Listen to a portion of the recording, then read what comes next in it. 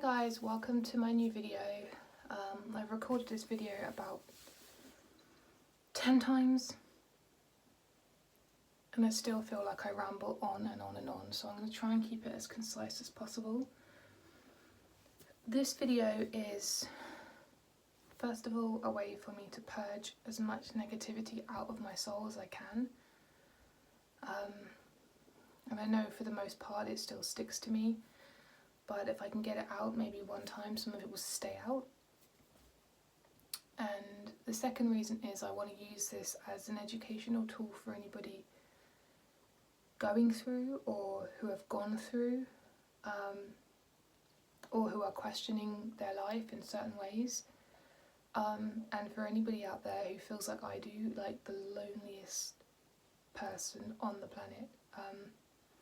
I'm going to do a separate video straight after this on the aftermath of abuse, for those who are trying to help or support or even go through themselves the most devastating experience I've ever experienced in my life. So I'll do a separate video on the aftermath of abuse, but today is really just to inform people, as well as to purge, as I say, my negativity as much as I can, on what an abusive relationship can look like. It's very, I suppose in a way, easy if you are in an abusive relationship that is physical or sexual to, I'm not saying it's easy in any way, I'm just saying there is often evidence that pinpoints family members and friends into realising what you've been through, and this evidence can also be used quite, wouldn't say easily, but far easier in court than emotional and mental abuse and neglect, because people that have been through what I've been through,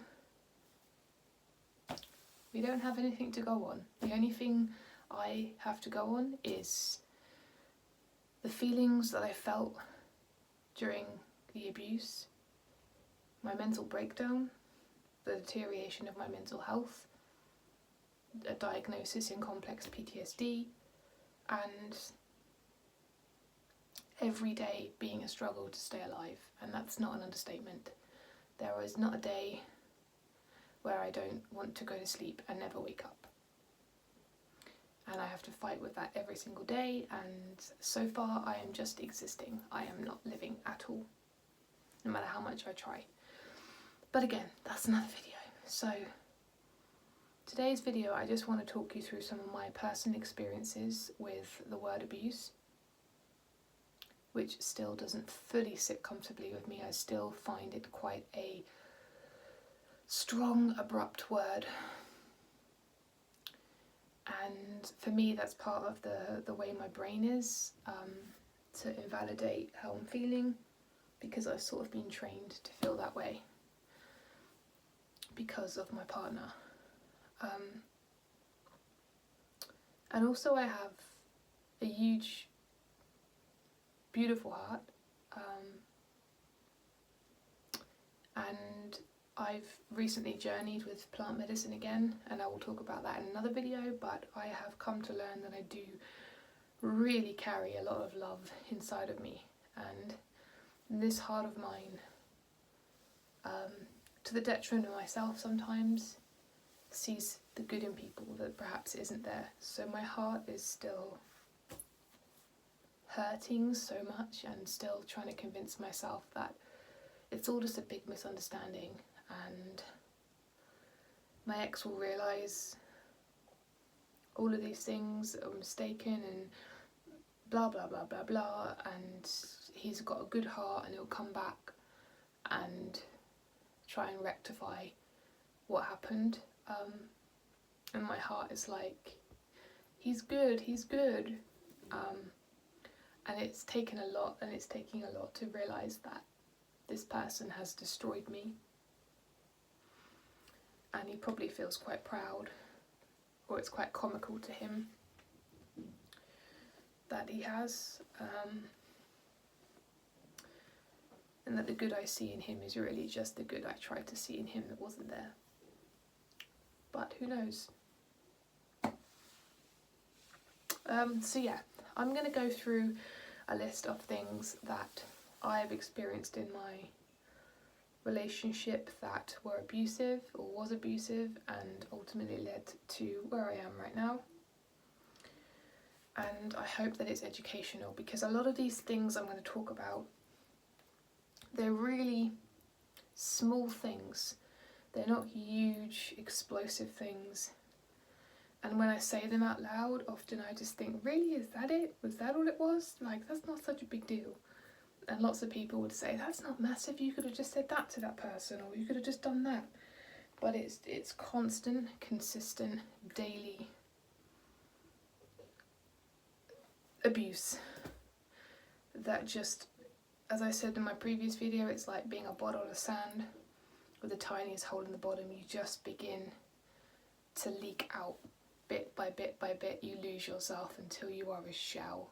And it's usually at that time that the narcissistic abuser decides to cast you aside because you're no good to them anymore, you're broken.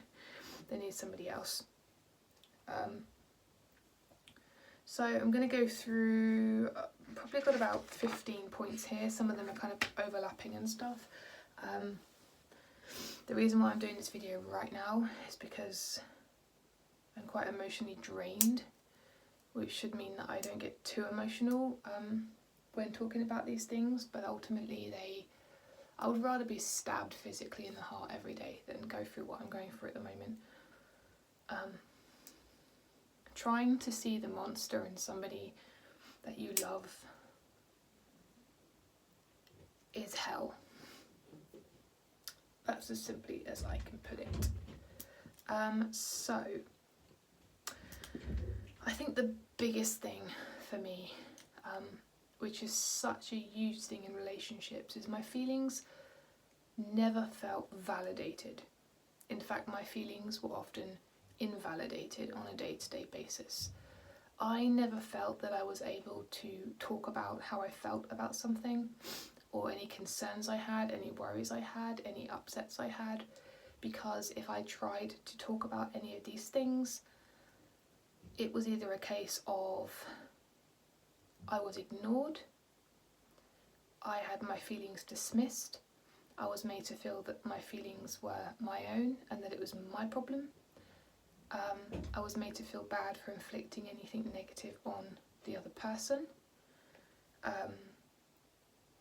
Yeah, nothing that I ever brought up was dealt with at all, and all it does is leave you with a million more questions, and you just feel completely dishevelled and imbalanced the whole time.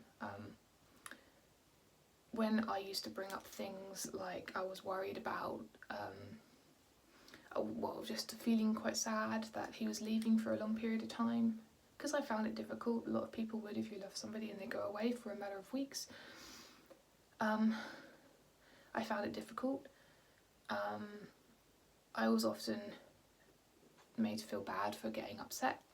I was told I was too sensitive. I was told I was over dramatic.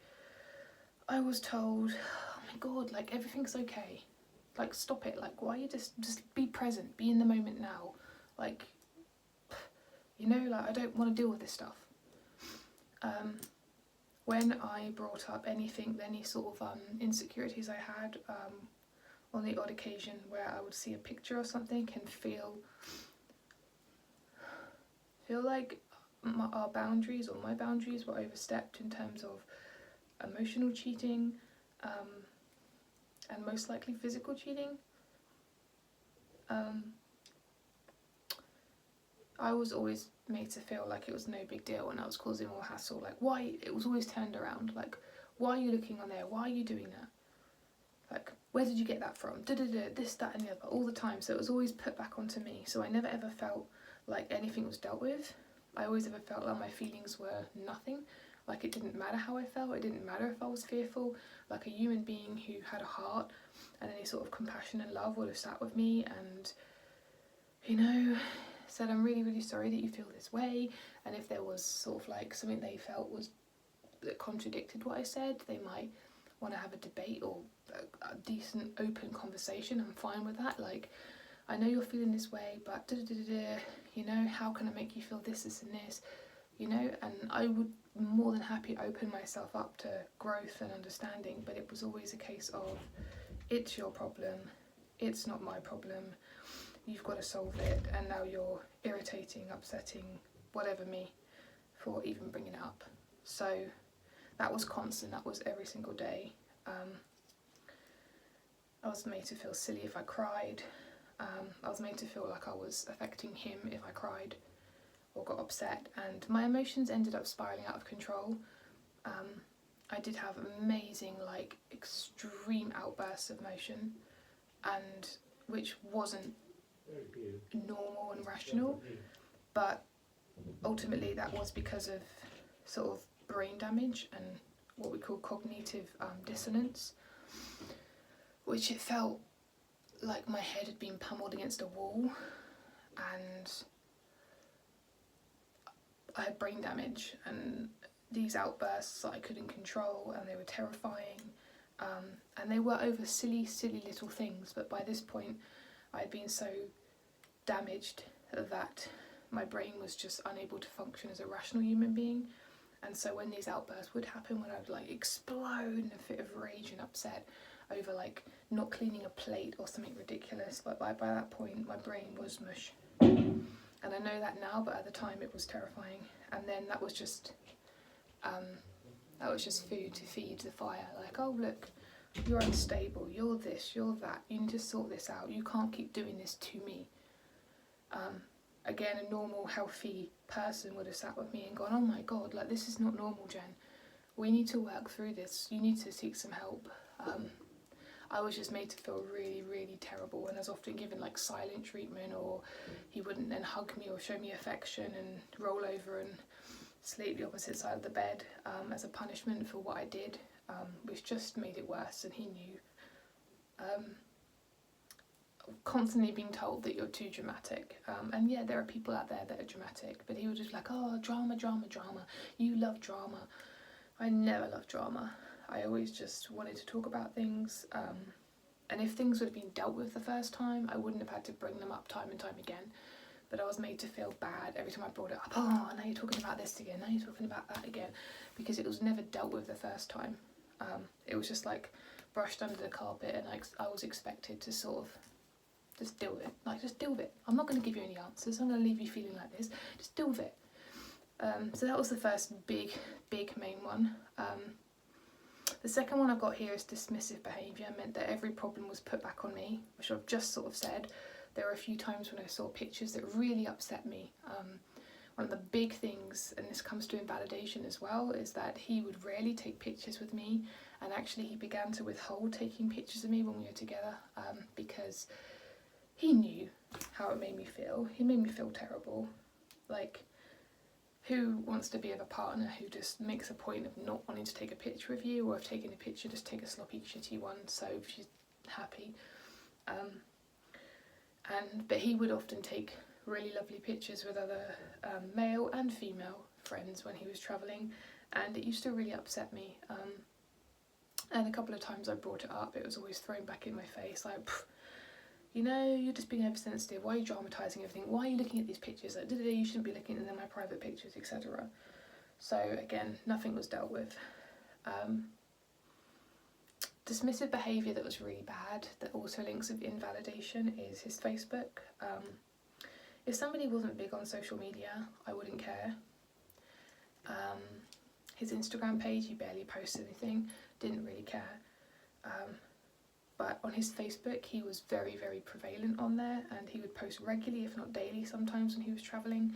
He'd post pictures of like his trips, the people he's meeting, like post, like link everyone up on his Facebook friends. But after about the first year of our relationship, he didn't post anything with me in it. If we went on holiday, he would focus on all pictures to do with his daughter or something, or him and his daughter.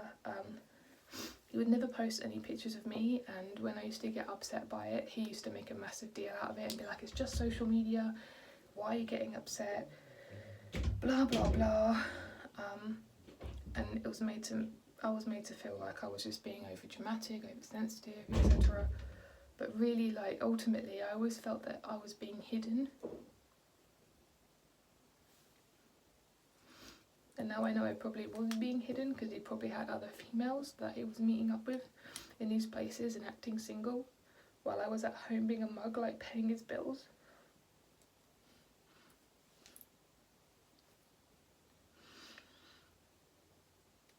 And it was such a big thing for me, because if he wasn't big on social media, I wouldn't have cared. And I think, like, one of the big things was we went to India together, and he had this wonderful picture of me and him together. I think I posted it, with us covered in powder, and it was us and a couple of friends.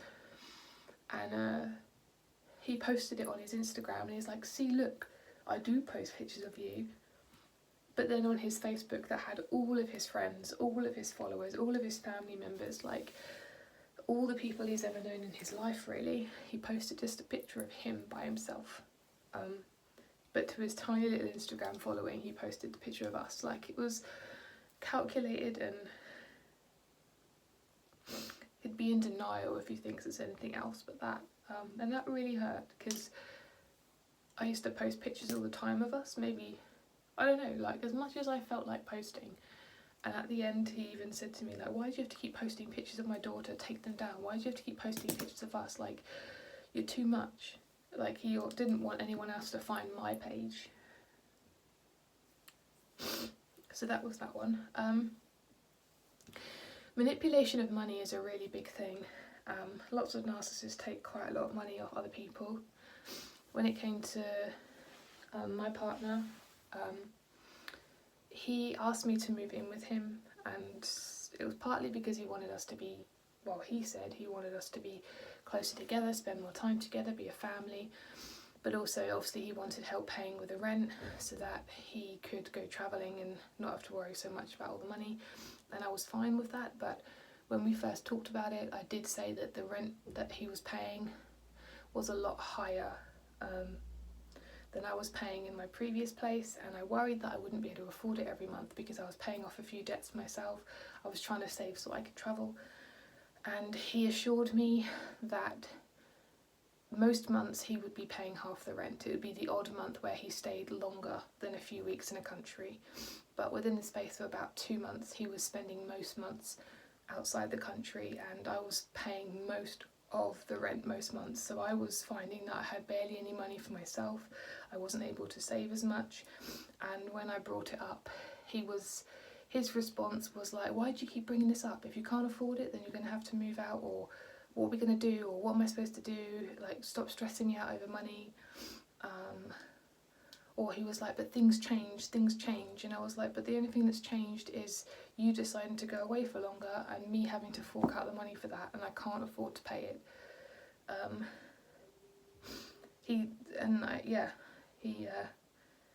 He found somebody, or found people to move into our flat so that I had to pay less, and that was something that was always held over my head. Like, I found you someone to move in, and it was really a coincidence that somebody actually asked him if he had a place to stay.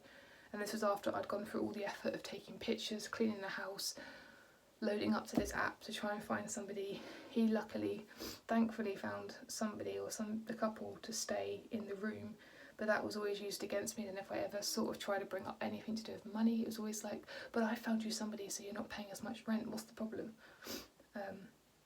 And then I, through choice, used to buy all the big shopping before he came home from a trip, so he barely had to pay for food, and he probably quite liked that. I did it because I wanted to, so I was never forced in that way, but ultimately he was living a life of luxury of all this money he was saving so he could travel around and spend time with other people instead of me.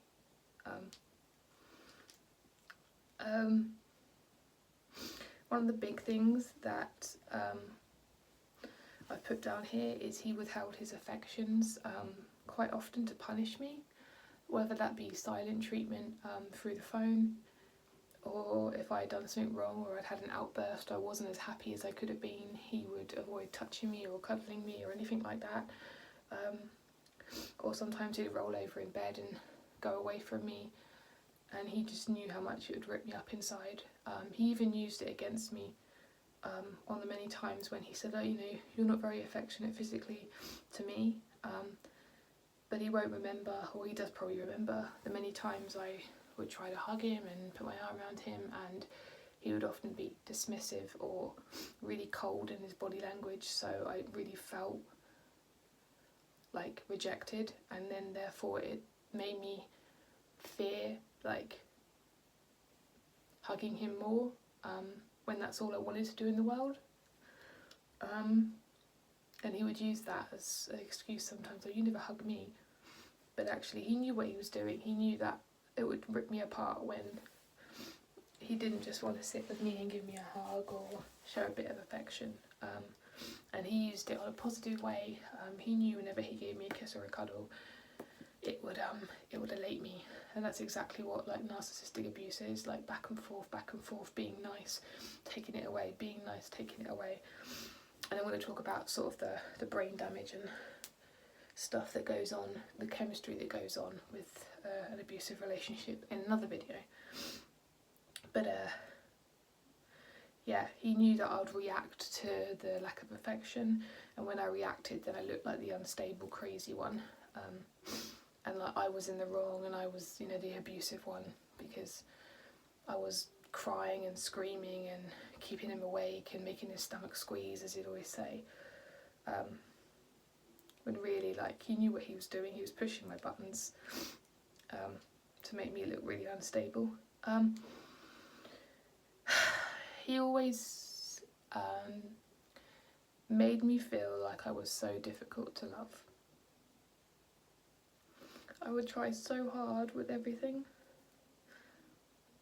and do so much for him, and when he was happy I was happy, and when he did something amazing I was so proud. And he would barely text me when we were away, and I'd say to him I would just appreciate a little bit more affection, like I really struggle sometimes with you being away and this helps me, and his response would always be, I'm not going to do what I don't feel. And I knew that he's on his phone for most of the day,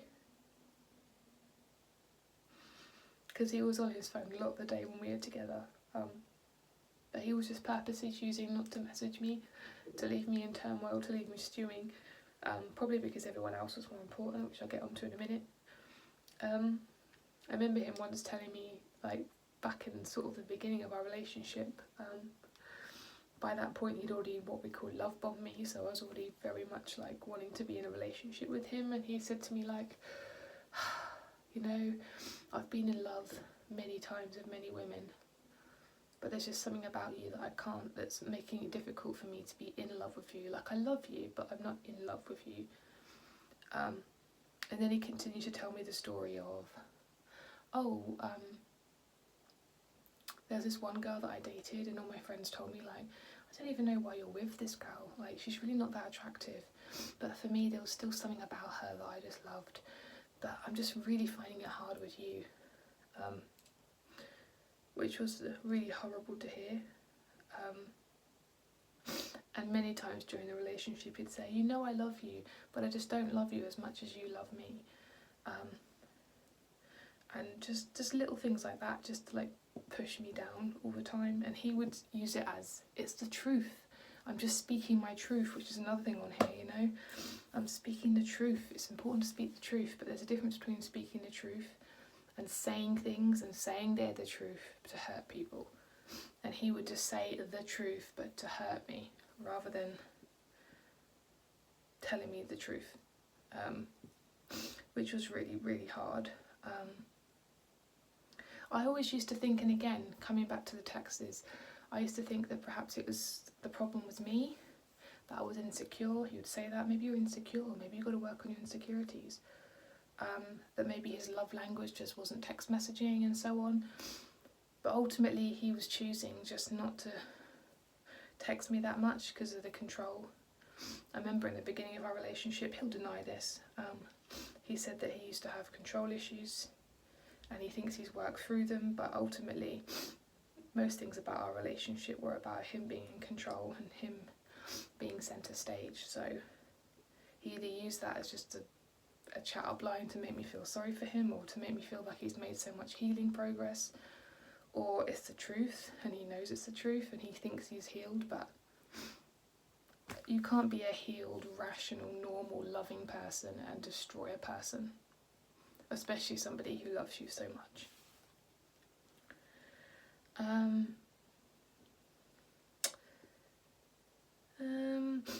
In terms of the truth, this is the next point anyway, like he would always use his truth to hurt me.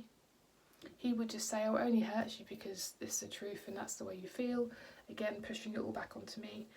But he would never do anything to support his truth. Like, he told me he wanted to be in a relationship with me.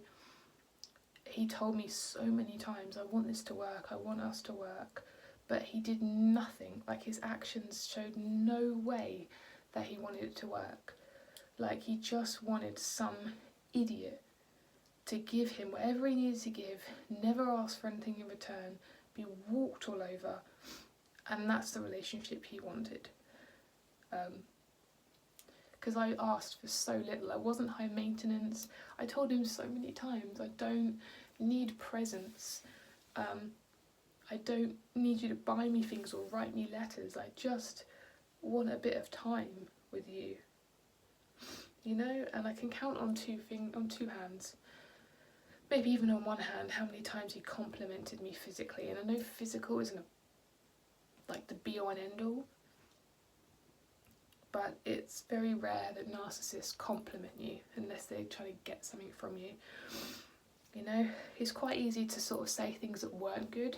You know, oh God, you can't dress yourself, like you're terrible at dressing yourself, you know?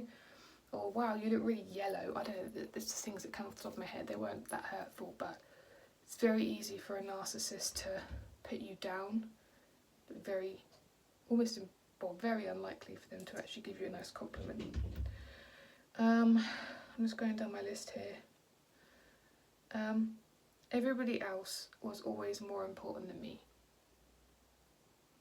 Whenever he was away, he would give his full attention to every single person he met. When he was home with me, he was on the phone texting his friends.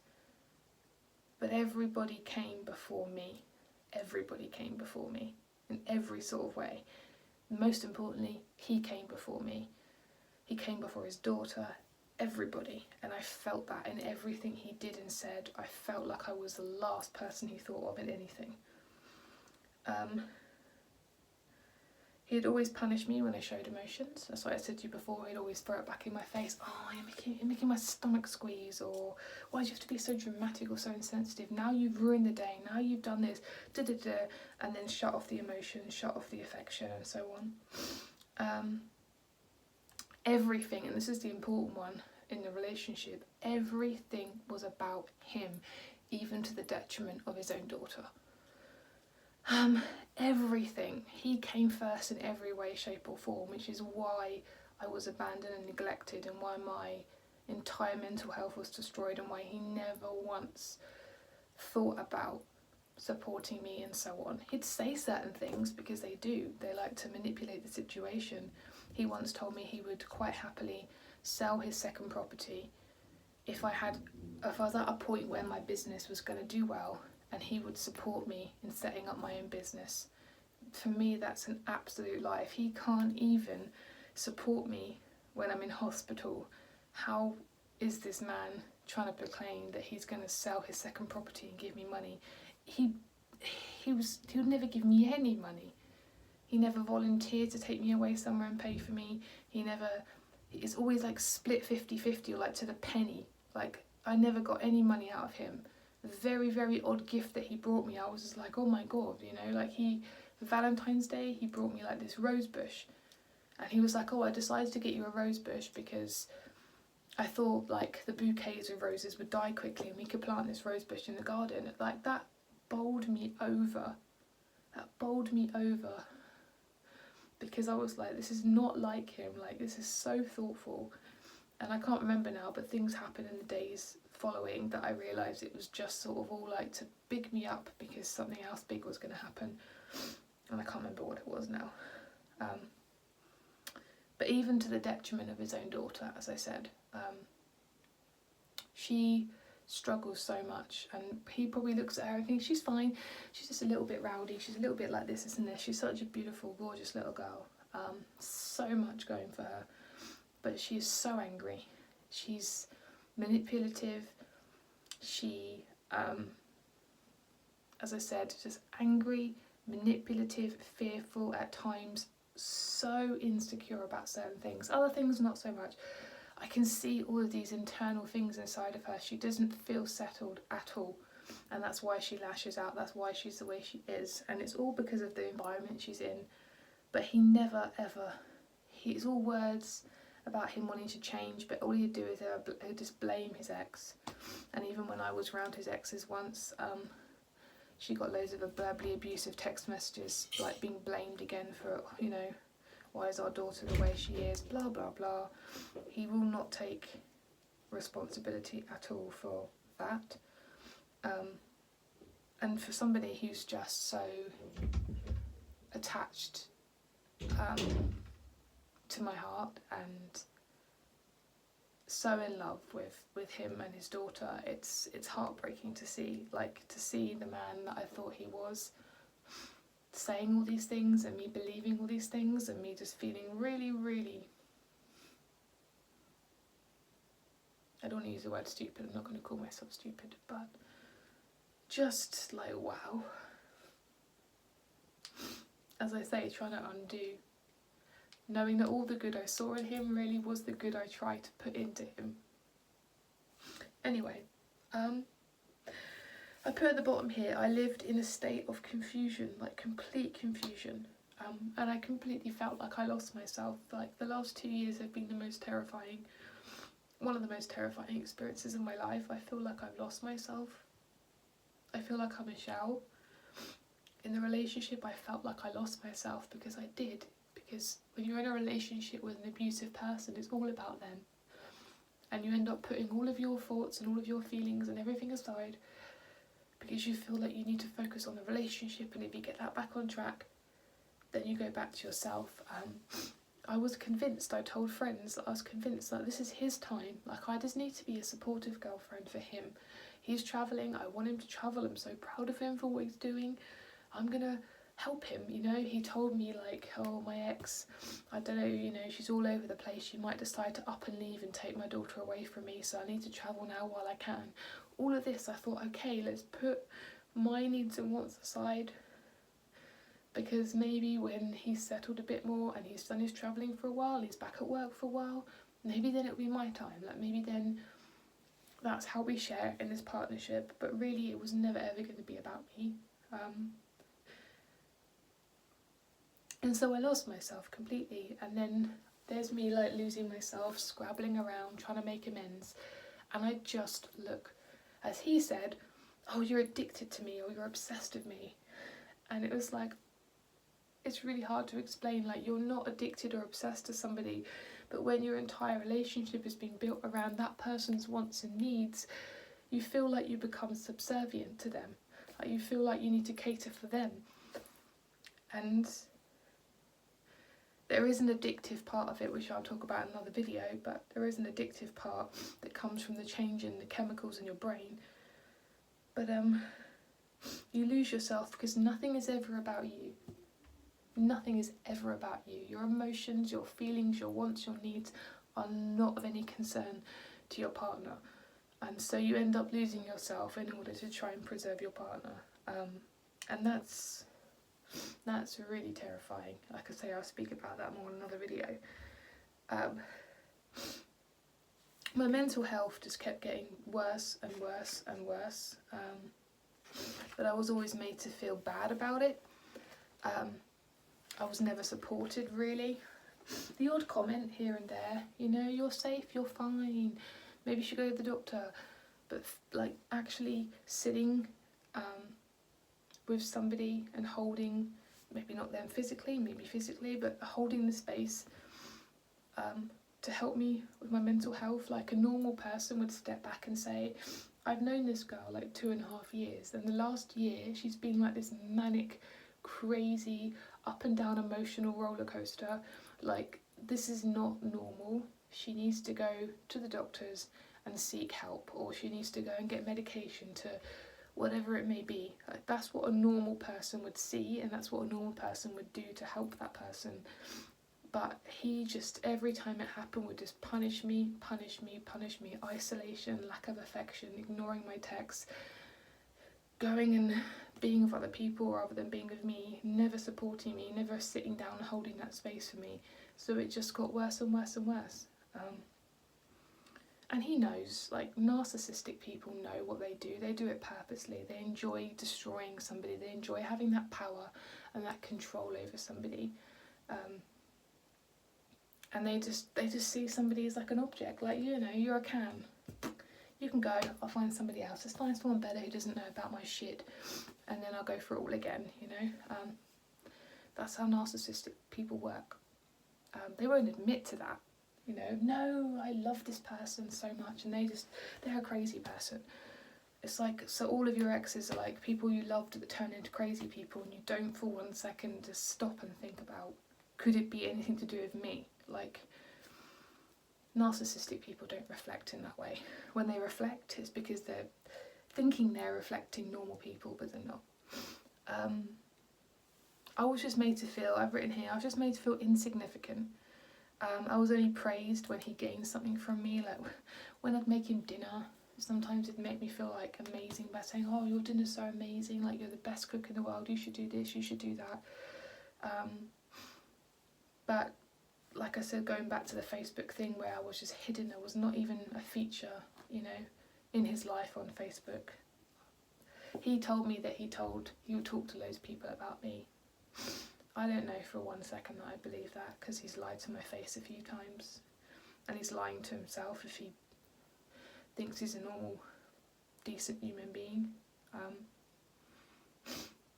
But anyway, I was made to feel crazy because he was always so calm. That's what narcissistic people do. They sit back, they know how to push your buttons, and they wait till you explode. And then, oh look, she's been crazy again. I can't deal with this. And they come off of the calm and collective people. And one of the big phrases that he used a few times for me was, you're always so negative. And I would feel it. I would feel like, oh my God, I'm being so negative. Why am I always so negative? I'm so blessed. I'm in a wonderful relationship with you. We've got a beautiful daughter, like we're going travelling, like I'm so happy, but why am I so negative all the time? And it would be because just my emotions were all over the place. My brain was mush, like the constant invalidation, stonewalling, gaslighting, all these little tiny things which by themselves are probably not a big a deal, but together just absolutely destroy you completely. And as I will say in future videos, the aftermath of this is years and years of help. This is not like a quick fix, what I have to go through, and it should be illegal. It should be illegal what these people do, because they get away with it because, you know, they haven't physically hit you in public or raped you somewhere and you have evidence. It's destroying people in the worst way. Anyway, the only thing I want to talk about, and this will be, I'll try and be as quick as positive so it all fits in as quick as possible, so that all these events fit into one video. I just wanted to speak about a couple of the really, really big events in my relationship that I felt have intensified my PTSD as it is now. Even without these events, I feel like I would have come out of this relationship with PTSD. But with these events, they have solidified into quite severe side effects that I'm going through at the moment. And these are sort of big red flag moments that I really, really was hard to get myself through. I'm going to start with the little ones and sort of build up to some of the bigger ones. Quite close to the end of our relationship, he travelled around Europe for a month, and this was one of the ones where he wouldn't tell me when he was coming back. So it made me feel really uncomfortable, and then it was thrown in my face whenever I got upset, not knowing when he was coming back. He was like, oh my god, you know, doesn't matter, etc. By this point, he was just really secretive, and there's a good chance that he cheated on me multiple times. But I don't want to get down that route because it hurts too much. He would have justified it by saying I was too this, I was too that, I wasn't this, whatever it may be, you know, as they do. But I do truly believe, like, if he can treat somebody as bad as he's treated me when I was there, he probably cheated on me and he probably justified it. But I remember finding this picture on Facebook of him and another lady who was at one of his tantric workshops, which he did quite a few of anyway, as a way of sort of, he wanted to be able to express unconditional love. Ironic, really, when he showed me such little love. And when I was there, his daughter as well suffered from that. But this picture was just a little bit too close for comfort for me, and I felt it overstepped boundaries a little bit. And also because me and him had never really taken pictures like that in a long time, I did feel really sort of hurt. And when I asked him about the picture, rather than him sort of addressing it, the first thing he just turned around to me and was like, I didn't sleep with her, by the way. Like, that was the only sort of issue that I could have had. And then he turned it round and he wouldn't really talk about the picture anyway. He was just like, where'd you get the picture? Why are you doing this? I can't trust you. I can't this, I can't that. So it was all thrown on me. So that was one sort of big issue that sort of led to the demise of the relationship. The second one was during that trip as well. While he was on the trip, he was reading the book Eckhart Tolle, The Power of Now. He'd read it a few times. I'd read little parts of it when we were in Sicily together, and I just thought that I was really struggling with him being away and not knowing an end date. And so I just saw the book on his shelf and I thought, okay, I'm going to sit down, I'm going to read some, and I'm going to have a good understanding. I'm going to really work on myself, because again, I always thought it was me that was the problem. I'm not saying I wasn't part of the problem in some ways, but and when I was reading this book, I was just reading a few pages and I stumbled upon a postcard. And this postcard was from an ex-girlfriend who he had a very short relationship with, I believe. And the postcard, again, was a nice message. It was a lovely message. It could have come from a friend. And just, he just said that he'd fully opened himself up. Like, wow, how much you opened yourself up to me. Incredible. Love you. Whatever. But I just felt like whether or not he'd met up with her as a friend or what, I don't know. Like, I just felt it was so disrespectful. Because, like, you talk about things like this. In a good, healthy relationship, you say to somebody, look, I'm going to meet up with my ex, you know. And I knew that he talked to his ex. He talks to a couple of his exes. Like, I don't have these insecurities that he makes me out that I do. My thing is, like, to go behind my back is cheating in whatever way it is.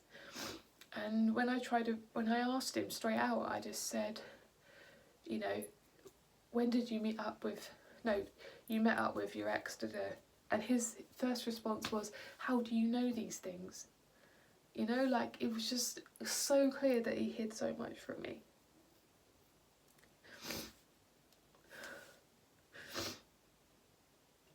So that's two. I'm just going sort of backwards in time. The mental breakdown that I had, like, I just lost control. I tried to end my life multiple times. I had the police helicopters out looking for me. I was out trying to slash my wrists with glass. I was trying to cut myself. I was trying to overdose on pills. I had this absolute mental breakdown, and he phoned my dad. He made my dad drive all the way up from the Isle of Wight to London without my consent or my knowledge, basically to come into the house, to sleep one night in the house, and then to take me away because that was too much hassle. Like, what person does that? Like, what person who supposedly loves me just banishes me from the house while I've had a mental breakdown and I'm trying to end my life rather than trying to talk and sort through things and trying to help that person. Like, it just doesn't make any sense, but it makes sense to a narcissistic abuser, because they don't care. I'm nothing, I'm collateral damage. Like, I'm a pot of body lotion, you know? In fact, he probably got more use out of body lotion because it doesn't argue back, you know? Like, these are the things I don't understand. As somebody who has such love, if I saw him in that position, I would do everything in my power to help him. You know, he had severe varicose veins, and he said at one point there's a chance he might have like a limb amputated because of the circulation problems in his legs. And then he joked once about having to be in a wheelchair, and I was like, I never ever want you to be in a wheelchair, because I never want you to have the freedom, to lose the freedom of being able to walk and run, and of course I never want anyone to have an amputation done. But if he had an amputation done, then that's life, and I would have been there every step of the way to help him through things, to try and do everything. I would have freaking like flown halfway across the world and paid thousands of pounds in like travel insurance for him to go to places and travel places. You know, I would have worked 20 jobs to fund whatever he wanted to do. I would have done everything in my power. I would have paid £100,000. I'd have found the money to give him a robotic leg. You know, like, when you'd go to that lengths for somebody and they would not even like wipe the shit off your shoe, you know? But yet still claim to love you and still want to be in a relationship with you. So this is why it's really hard to process, like I said.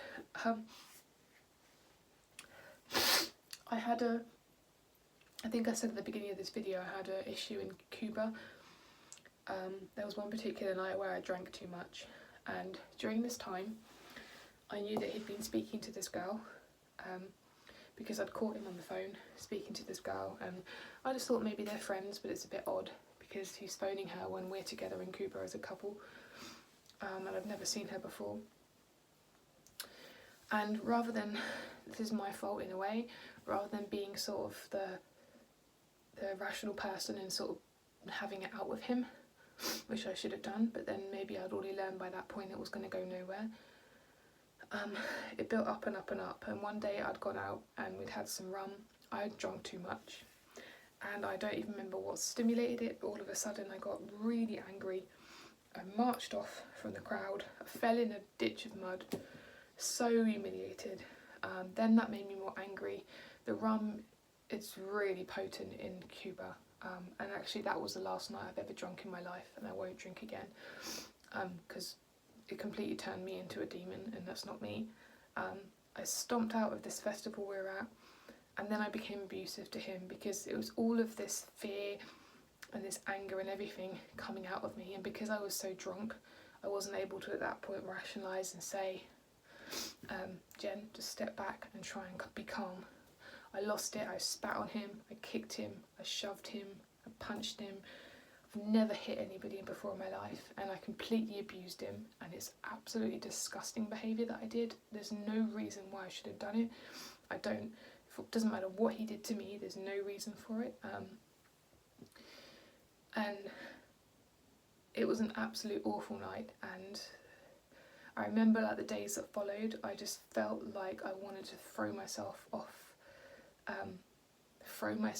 a building, because I felt like I'd embarrassed myself, humiliated myself and him, and abused the person that I love the most in the world and wanted to protect.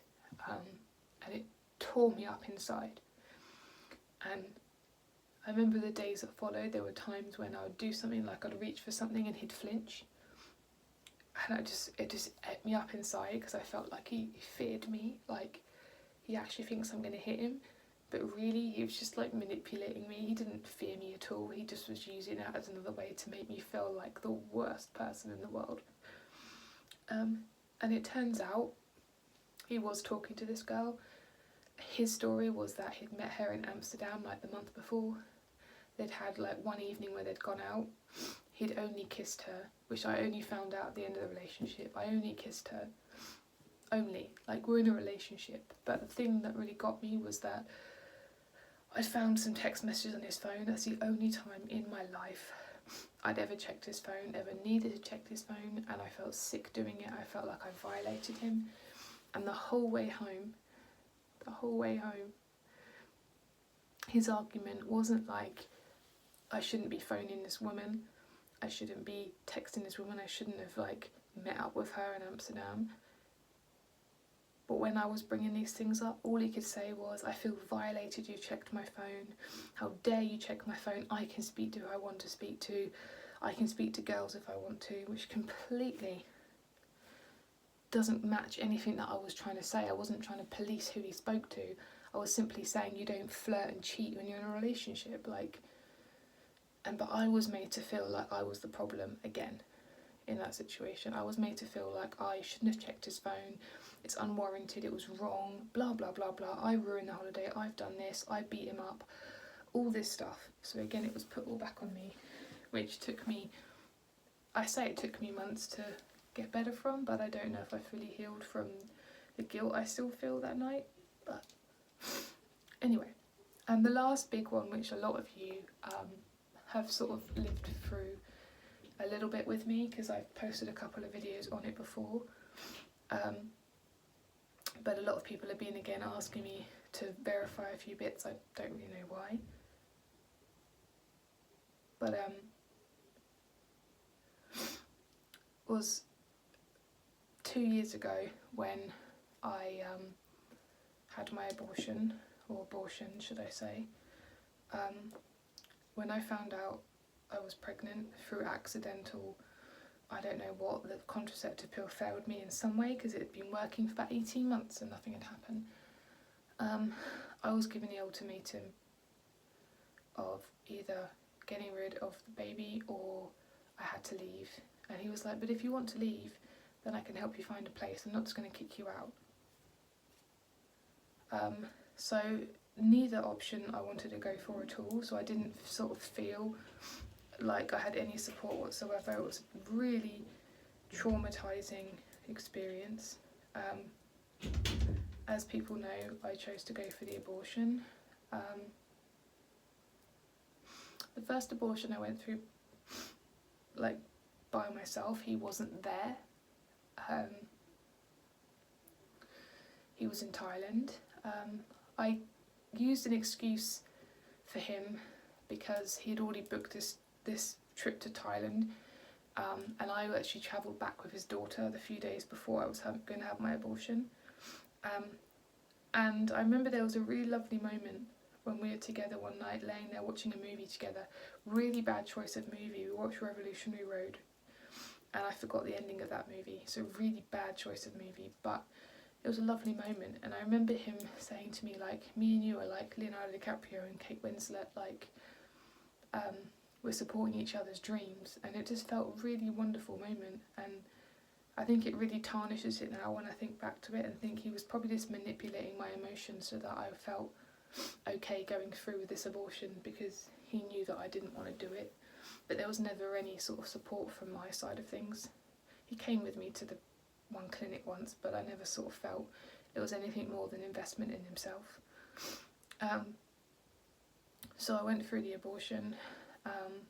It was traumatising, it really affected me, and then 5 days later I bled quite badly and I was rushed to hospital, and cut a long story short, they found that most of the fetal tissue was still intact.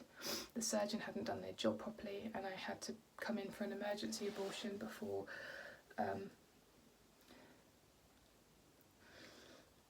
I got an infection. And he was still in Thailand, and again I excused his behaviour. Like, a real true person of love and compassion would have been there for me, but I had to go to hospital. He didn't even send me a wonderful message in the morning, nothing at all. I didn't hear from him at all, and then by 2 or 3 o'clock in the afternoon, before I went in for surgery, it really worried me because I hadn't heard from him all day. and his messages weren't going through. So I sent some messages thinking that he'd been kidnapped or he'd been beaten up or someone had stolen his phone, just asking for the phone to be given back. And then when I came back through from surgery, he still hadn't contacted me. I stayed in the hospital till about 8 or 9 o'clock that night, and then my best friend took me back to the house when I was able to leave. It was probably about 9ish, maybe 10ish, that he finally contacted me.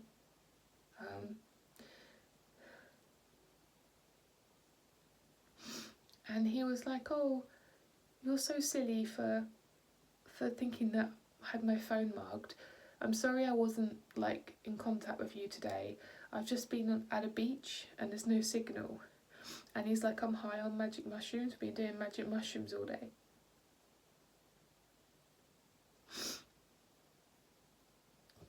And I still to this day cannot fathom a human being allowing their girlfriend to go through such an horrific and emotionally tumultuous experience while you're on a beach in Thailand taking magic mushrooms.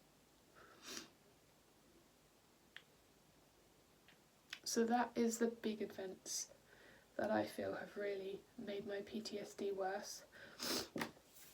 But I will be doing another video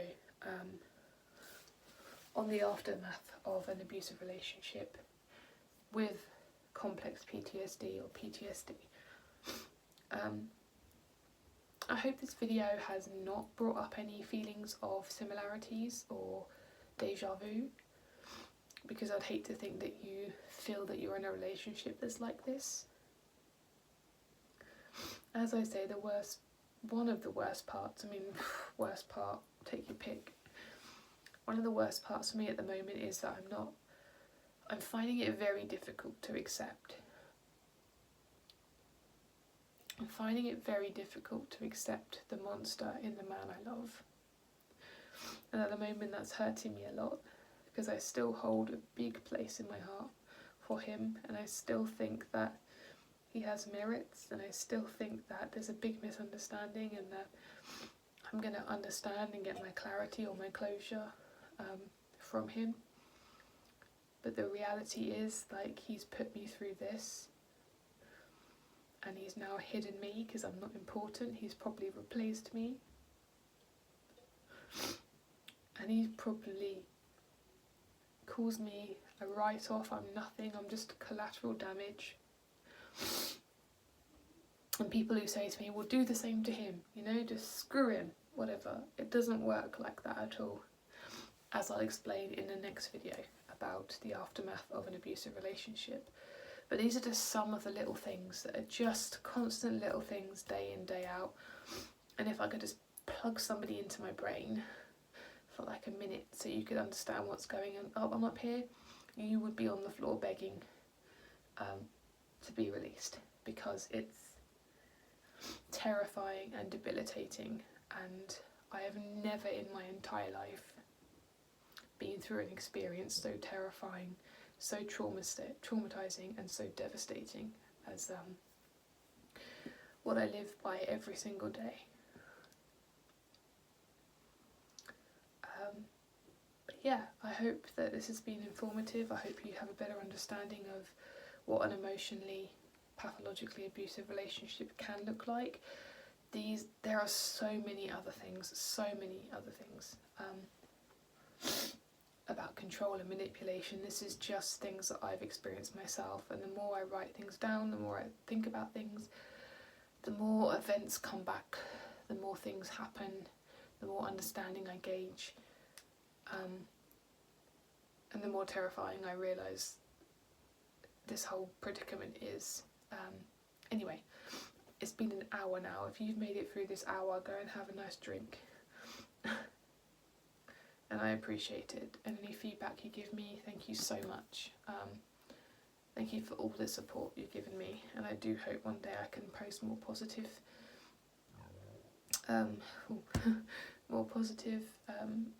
messages. But at the moment, this is all I can post. So, thank you for watching. Bye.